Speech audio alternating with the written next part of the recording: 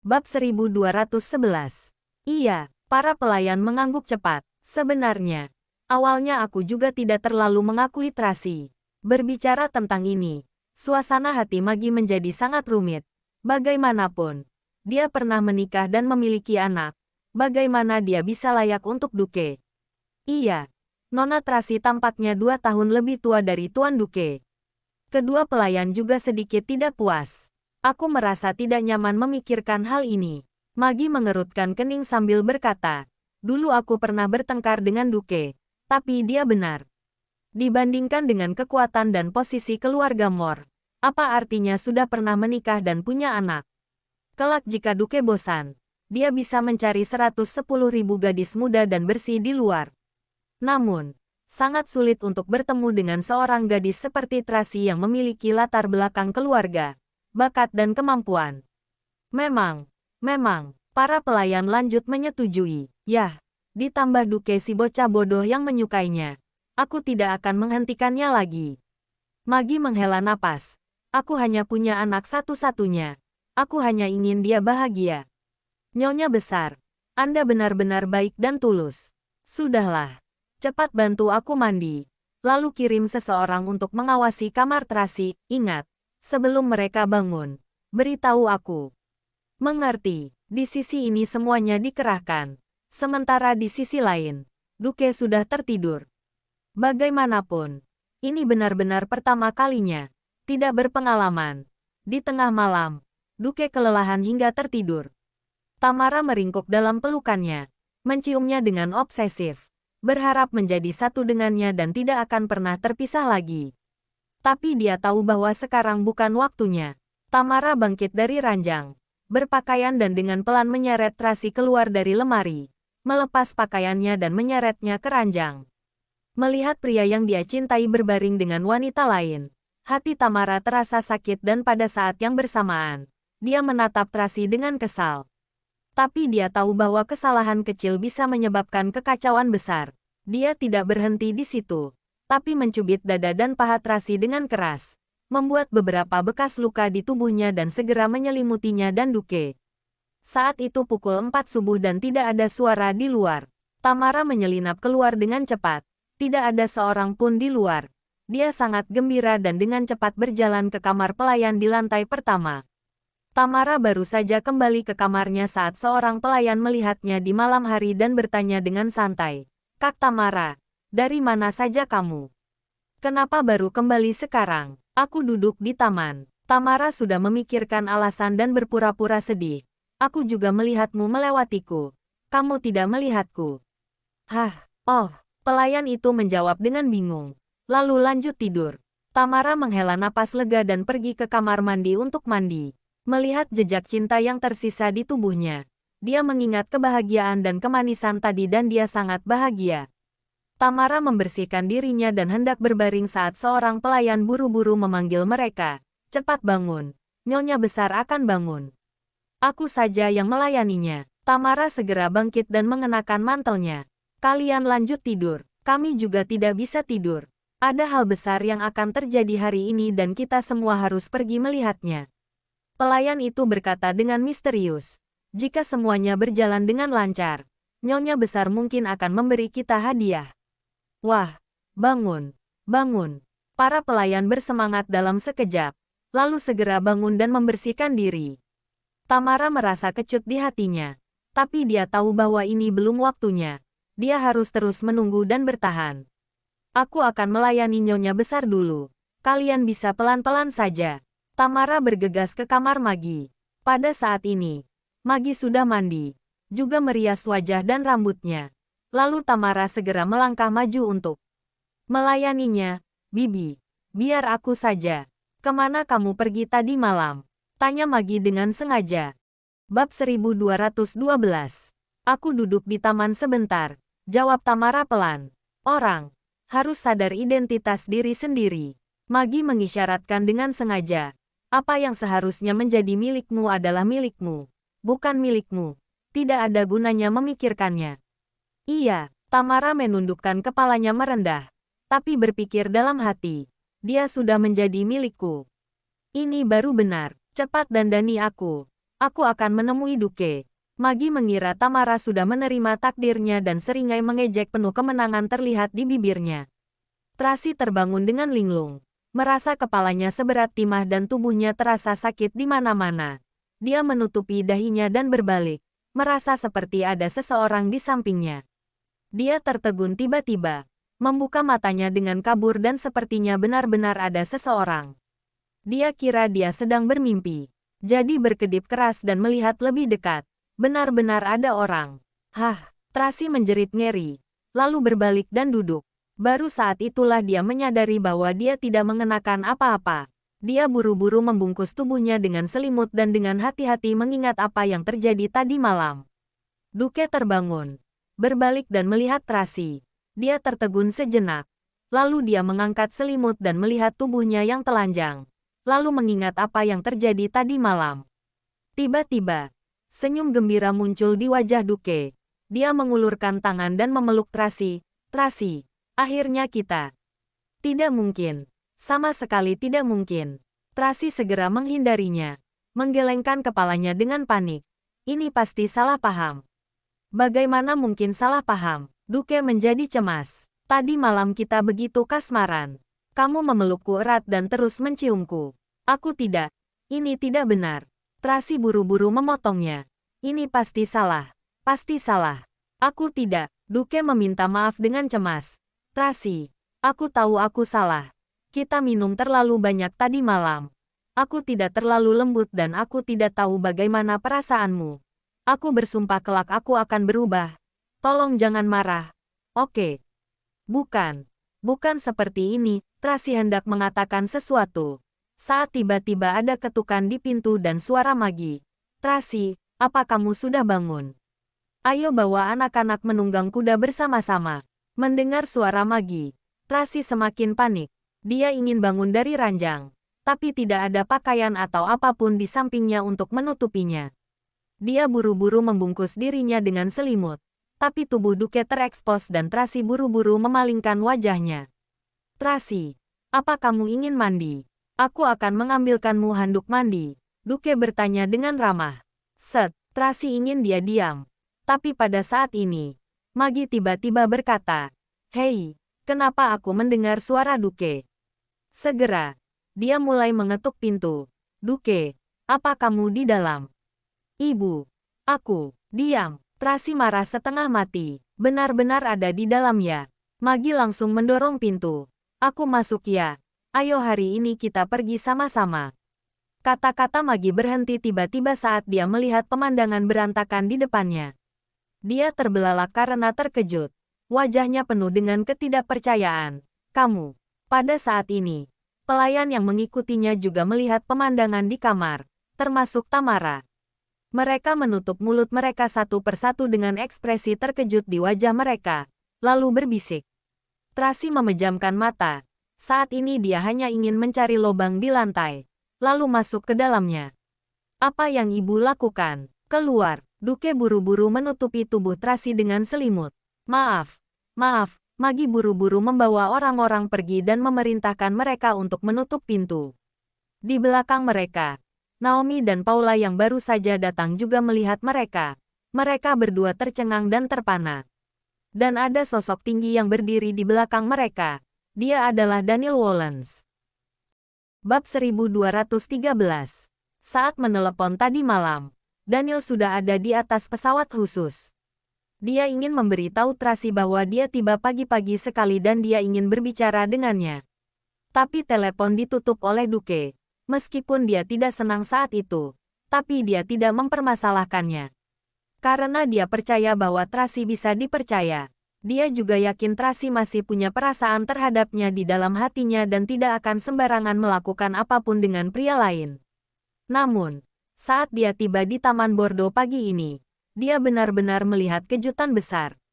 Meskipun dia tidak memasuki kamar, masih 2 meter dari pintu.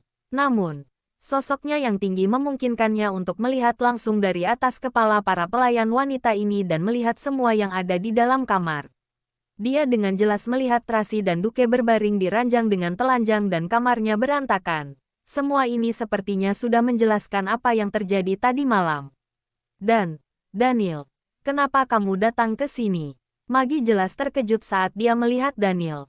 Dia benar-benar melakukannya dengan penuh perhitungan. Tapi Daniel tidak masuk perhitungan. Dia bahkan tidak tahu Daniel akan datang pada saat ini. Namun, ini juga adalah kejutan yang menyenangkan. Daniel terdiam dan matanya masih tertuju ke arah kamar. Selama kurun waktu ini, karena pengobatan, jadi seluruh tubuhnya menjadi sangat kurus. Matanya sangat cekung. Rambutnya tumbuh lebih panjang dan garis kusut di antara alisnya. Namun meskipun demikian, matanya masih tajam dan dalam. Seluruh tubuhnya masih menunjukkan dominasi bawaan yang melekat. Pada saat ini, mata halus ini bergejolak, seperti laut di malam hari. Diam dan tenang. Magi agak panik. Dia tahu Daniel Wollens, jika benar-benar mulai mengamuk, mungkin akan melihat darah. Tapi dia teringat di sini adalah wilayahnya sendiri. Belum lagi Tracy dan Duke telah memutuskan untuk menikah. Tidak peduli seberapa pengecutnya dia harus berdiri dengan tegak. Jadi, Magi melangkah maju dan berkata dengan sopan, Duke dan Tracy sudah bertunangan dan hari pernikahan mereka sisa 7 hari lagi. Sekarang bahkan jika sesuatu terjadi juga sangat. Sebelum Magi bisa menyelesaikan perkataannya, dia ketakutan karena mata tajam Daniel. Dia buru-buru menutup mulutnya, tidak berani bernapas dan matanya penuh dengan kepanikan. Namun Daniel tidak seperti sebelumnya. Ia memberikan perintah dengan nada rendah dan dingin. Bantulah majikanmu mandi, aku akan menunggunya di ruang kerja setengah jam lagi. Setelah mengatakannya, dia berbalik, lalu turun dan langsung menuju ke ruang kerja di lantai pertama. Baik, baik, Naomi bereaksi setelah menyadarinya dan buru-buru membawa orang ke kamar Tracy untuk beres-beres. Tamara juga membawa 2 pelayan, mengenakan baju tidur untuk Duke dan membantunya keluar dari kamar. Nyonya besar, Tuan Besar Louis menelepon. Pelayan buru-buru melaporkan, kita kembali ke kamar. Magi berjalan menuju kamar sambil membawa ponselnya. Apa yang kalian lakukan di sini? Pergi. Baik, semua penonton di koridor mundur. Magi kembali ke kamar dan mengangkat telepon. Ada apa? Daniel sudah tiba di Taman Bordeaux. Vincent bertanya dengan panik. Tidak berkonflik dengan Duke kan? Sekarang belum. Tapi entah nanti bagaimana. Magi sedikit gelisah. Ini adalah wilayah kita. Jadi Daniel tidak bisa sembarangan kan? Apa yang terjadi? Vincent segera bertanya. Itu, Magi memberitahu Tuan Besar Louis tentang Duke dan Tracy. Aku juga tidak menyangka Daniel tadi melihatnya dan tatapannya seperti ingin menelan orang. Duke biasanya sangat polos. Bagaimana dia bisa sembarangan setelah minum? Vincent sangat bingung. Bahkan jika dia minum terlalu banyak, Tracy seharusnya tidak. Pasti kamu. Sekarang seharusnya menjaga keamanan anak. Omong kosong apa yang kamu bicarakan di sini? Magi segera memotong perkataannya dan memarahinya. Cepat ke sini. Jika Daniel menggila, kamu masih bisa menghentikannya. Bab 1214. Sudah di perjalanan, Vincent berkata dengan sangat serius. Sekarang tidak peduli apapun yang Daniel lakukan. Jangan membuatnya marah. Harus mengalah. Tunggu aku datang. Baru dibicarakan lagi. Kenapa begitu takut padanya? Magi bertanya dengan tidak senang. Di sini adalah negara Prancis. Kamu sudah terbiasa hidup di keluarga kaya. Tidak tahu kekejaman di dunia luar. Vincent berseru marah. Kamu harus mendengarkanku dalam masalah ini. Jangan membuat masalah di depan singa. Baiklah. Baiklah. Aku tahu. Magi berkata dengan tidak senang. Cepatlah datang. Sekarang aku mau pergi melihat Duke. Setelah menutup telepon, Magi tidak langsung pergi melihat Duke, melainkan berpesan pada bawahannya. Pergilah, atur para pengawal berjaga di luar. Jika Daniel berbuat onar, segera tangkap dia. Baik, setelah berpesan, Magi masih tidak tenang. Maka dia pun mengambil sebuah pistol dari dalam laci dan menyembunyikannya di dalam bajunya. Barulah pergi mencari Duke. Pada saat ini, di dalam kamar, Tracy yang sedang mandi melihat tanda-tanda di tubuhnya. Dia pun tertegun. Kenapa bisa seperti ini? Nona Tracy, Anda dan Duke Louis sungguh. Paula juga terkejut melihatnya. Aku sungguh tidak mengingat hal itu. Tracy memegang dahinya. Mengingat-ingat kembali dengan teliti. Aku ingat setelah aku kembali ke kamar. mengobrol sebentar dengan Duke. Lalu kami pun bertengkar. Aku masih menamparnya sekali dan dia mengeluarkan banyak darah dari hidungnya. Dia pun pergi ke kamar mandi untuk membersihkannya. Sedangkan aku minum air di sofa. Lalu tertidur. Tracy merasa kepalanya luar biasa sakit. Aku sama sekali tidak ada kesan mengenai hal yang terjadi kemudian. Mungkinkah selagi Anda tidur? Duke Louis, Paula membuat sebuah spekulasi yang sangat berani. Sebelum selesai bicara, dia pun sudah sangat emosi hingga menggertakkan gigi. Pria brengsek, biasanya terlihat sangat bermartabat. Masih mengira dia seorang pria terhormat. Tidak disangka begitu rendah. Aku akan pergi membunuhnya. Selesai bicara, Paula bergegas keluar. Tetapi Naomi buru-buru menahannya. Apa yang kamu lakukan? Masalah belum diketahui dengan jelas. Kamu malah mau berulah sembarangan. Sungguh tidak ada tata krama. Duke Louis menindas Nona Tracy. Ketahui masalah dengan jelas dulu. Baru dibicarakan. Apa masih belum jelas? Kenyataannya sudah ada di depan mata. Bisakah pemikiranmu tidak begitu sederhana? Sudahlah. Jangan ribut lagi. Kepala Tracy seperti akan meledak. Maaf. Kedua orang itu segera menundukkan kepala. Tidak berani berbicara lagi. Seharusnya Duke tidak mungkin berbuat seperti itu. Tracy sebisa mungkin menggunakan akal sehatnya. Hal yang paling utama adalah aku tidak ada kesan apapun. Menurutku, aku dan dia sama sekali tidak melakukan. Tapi, apa maksudnya tanda-tanda di tubuhku ini? Ada yang aneh dalam hal ini. Naomi buru-buru berkata, aku akan memeriksanya. Mungkin ada informasi lain. Sekarang hal yang paling penting adalah, Tracy mengingat sosok pria tinggi itu. Hatinya tanpa sadar bergetar. Dia melihatnya. Sungguh tidak disangka Presdir Daniel datang pada saat ini. Naomi juga merasa sangat pusing. Sekarang sungguh lompat ke Sungai Kuning pun tak akan bisa membersihkannya.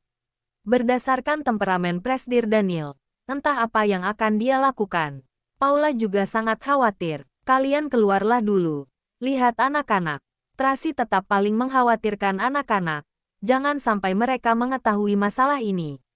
Bawa Carlos, Charles, Carla, serta ketiga anak yang lain pergi ke peternakan. Katakan bahwa Mami dan Papi sedang mendiskusikan sesuatu. Nanti baru datang menjemput mereka. Baik, Naomi buru-buru pergi. Sebelum pergi, dia sempat berpesan pada Paula. Kamu tinggallah di sini temani Nona Tracy. Lindungi dengan baik, mengerti. Saat keluar dari kamar, Naomi bertemu dengan Tamara. Dia sedang membawa semangkuk sup ginseng menuju kamar Duke. Entah mengapa tiba-tiba Naomi teringat 2 gelas air kemarin malam. Dia sedang berpikir, mungkinkah 2 gelas air itu bermasalah? Naomi segera menarik seorang pengawal wanita bernama Cecil, lalu berpesan padanya untuk mencari gelas yang kemarin malam dan membawanya untuk diperiksa. Cecil segera melaksanakannya. Bab 1215. Pada saat ini, di dalam ruang kerja, Daniel duduk di sofa sambil menundukkan kepala dan mata terkulai ke bawah. Siapapun juga tidak mengerti apa yang sedang dia pikirkan. Hanya saja, kedua matanya itu sangat dingin seolah-olah ingin membunuh orang. Thomas mengerutkan keningnya, merasa sangat khawatir. Thomas merasa takut dan tidak tenang. Maka dia tak bisa menahan diri untuk bertanya dengan suara kecil. Mungkinkah akan ribut hingga menimbulkan korban jiwa? Seharusnya tidak. Rian masih berharap ada keajaiban. Dia yang pernah berada di ujung jurang kematian, sudah lebih stabil dibandingkan dulu. Saat sedang berpikir, pintu dibuka dan terdengarlah suara yang familiar. Daniel. Itu Duke. Dia takut Daniel akan mempersulit Tracy. Maka dia datang untuk mencari Daniel dulu. Suara Duke bergetar. Dengan langkah kaki yang sangat tegang dan tidak tenang, dia berjalan menghampiri dengan hati-hati. Daniel perlahan-lahan mendongakkan kepalanya, menatap Duke dengan dingin. Tatapan mata ini seperti seekor singa yang sedang memperhatikan mangsanya dengan teliti. Itu, di mana Charles? Duke mendekatkan diri melalui hubungan perasaan. Carlos dan Carla sangat merindukannya, terus-menerus mengungkitnya. Daniel tidak berbicara, tetap menatap Duke dengan tatapan setajam pisau. Tangannya yang diletakkan di atas paha perlahan-lahan mengepal dengan kuat. Berhubung sudah datang, tinggallah lebih lama beberapa hari. Duke masih berusaha mendekatkan diri. Mencoba menggunakan cara ini untuk mencairkan suasana yang dingin ini. Biarkan anak-anak berkumpul. Mereka adalah anak-anakku. Akhirnya Daniel berbicara. Suaranya rendah, tetapi membawa nada mendominasi yang tak bisa ditentang. Kamu tidak punya hak untuk mengatur mereka. Bukan. Maksudku adalah, sudah cukup. Daniel memotong perkataan Duke. Sebaiknya kamu jelaskan kejadian kemarin malam padaku. Oh, Duke tanpa sadar melakukan seperti yang disuruh. Dengan patuh dia duduk di sofa menghadap Daniel. Lalu mulai menjelaskan. Kemarin malam ada pertunjukan sulap. Aku dan Tracy minum terlalu banyak. Bicara sampai setengah. Tiba-tiba dia berhenti. Lalu segera mengubah ucapannya. Tidak, kenapa aku harus menjelaskan padamu? Aku dan Tracy sudah mau menikah. Dia adalah wanitaku. Daniel meraung marah. Bagaikan seekor singa jantan yang marah. Duke sangat terkejut. Dia menatap Daniel dengan mata terbelalak. Tidak berani berbicara. Perkataanmu ini tidak benar. Maggie membuka pintu dan berjalan masuk. Lalu membela Duke. Meskipun dulu kamu dan Tracy pernah bersama. Tapi itu adalah hal yang sudah berlalu. Sejak awal rencana pernikahan Duke dan Tracy sudah diumumkan pada publik 2 bulan yang lalu. Bahkan Tracy sendiri yang mengumumkannya di acara jumpa pers. 7 hari lagi adalah hari pernikahan mereka. Daniel mengerutkan dahinya dengan kuat. Tanpa melihat Maggie. Dia malah bertanya pada Duke. Apa ada hal lain yang ingin kamu katakan? Tidak ada. Duke menatapnya dengan tatapan lemah. Lalu berbicara sambil menundukkan kepala. Kami berdua minum terlalu banyak. Lalu kami pun melakukan. Sudah dewasa. Juga tidak apa-apa jika melakukan hal itu. Maggie segera menambahkan perkataan yang menusuk. Lagi pula, kamu adalah mantan suami. Apa hubungannya hal ini denganmu? Kenapa harus menjelaskannya padamu? Prang, terdengar suara barang pecah. Daniel meninju meja kaca di depannya hingga hancur. Maggie sangat terkejut hingga terbelalak dan tidak bisa berkata-kata. Dia tercengang di sana dengan tubuh yang gemetar. Duke juga bergidik. Tanpa sadar mundur ke belakang. Suasana langsung menjadi mencekam. Udara seolah-olah membeku. Seluruh ruang kerja itu dipenuhi dengan aura membunuh. Kamu jangan berbuat sembarangan. Maggie berkata dengan ketakutan. Ini adalah negara Prancis. Nyonya, besar. Silakan keluar. Daniel menyeka serpihan kaca dan darah di tangannya dengan menggunakan handuk basah. Suaranya sangat sopan dan sungkan. Tetapi membawa aura mendominasi yang tak bisa ditentang. Kenapa aku harus keluar? Nyonya besar, silakan keluar. Pada saat ini, terdengarlah suara Tracy. Suaranya lebih tenang dibandingkan dengan Daniel. Aku akan menjamin bahwa Duke akan baik-baik saja. Tracy perlahan-lahan berjalan masuk ke ruang kerja. Tatapannya jatuh pada Daniel. Ada perasaan yang rumit berkecamuk di dalam hatinya. チャンネル登録